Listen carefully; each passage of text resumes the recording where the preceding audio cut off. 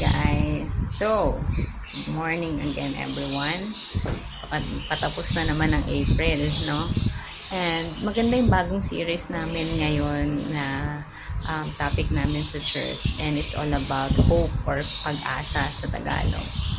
Grabe, napapanahon talaga siya. Kasi, alam niyo yun, minsan when we look at sa paligid natin, sa surroundings, sa social media, everywhere. At tumingon tayo, grabe, kaiba na ang mundo.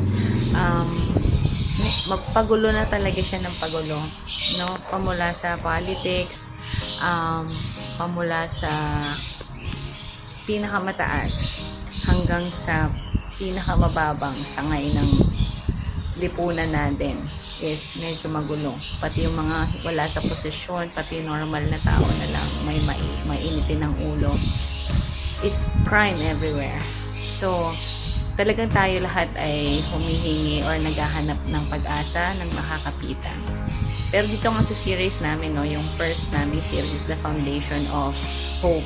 And, ayun nga, that explains na wala tayong ibang foundation kundi si Jesus. Ito lalong nagdi-deepen sa akin or na-enlighten ako kung bakit Jesus period. No? Walang Jesus plus good things. Walang Jesus from being intelligent. Walang Jesus plus. So there's no plus. It's just Jesus. Lalo na dun sa sinabi nung sa preaching, no, medyo na ano ako is yung number 2 points na we are, yung nasave tayo, diba? Qualify tayo, hindi na natin kailangan mag-perform. Wala tayong kailangan gawin. All we need to do is to put our faith, on our own ha. Wala tayong kailangan gawin na magpakabuti, tumulong, mag-charity, everything and all of that. Wala tayong dapat gawin sa sarili natin because Jesus already did that for us. Sabi dun sa Romans 4:25, para sa akin, yun yung yung take away ko dun at pinaka-buod nung lahat ng preachings is yung explaining that Jesus already died, He is already delivered from death, and then He raised again, no? And, ayun na yun. Na-conquer na ng Lord lahat. So, ano pa bang iisipin natin na kailangan pa natin? Well, yung pagiging mabuti, paggawa ng mabuti, at pagpapatuloy ng kabutihan ng Panginoon is already the fruit of the Holy Spirit din sa atin. When we know Jesus more and when the Holy Spirit is already working in our life, yun talaga yung magiging bunga niya. Magiging mabait tayo, magiging mahinahon, magiging mapagpasensya, and all of that good things. Pero, kung nag-isisimula pa lang tayo to know Jesus, to become Christian, Jesus, period. That's the foundation ng pag-asa natin. Nothing else. Wala na sa mundong ito ang magsasabi, not even your religion, my religion can save us. Only Jesus. Diba?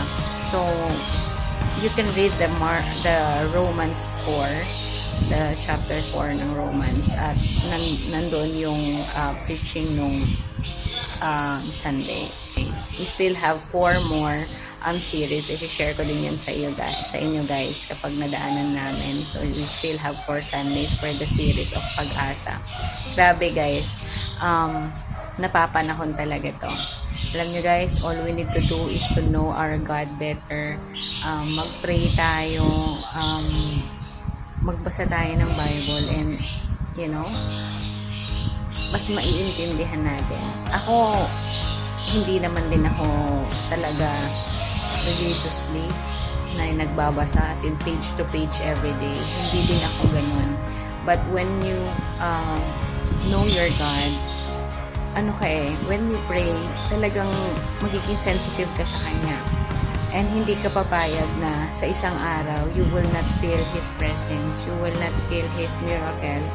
And hindi naman nag-fail ang Lord sa akin.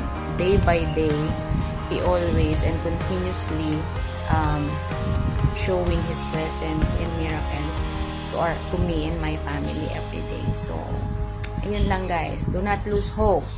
Yan ang number 1. And our foundation, remember, it's Jesus. Only our God is the foundation of every hope ng humankind, ng human being dito sa mundo. So, anong dapat natin gawin, guys?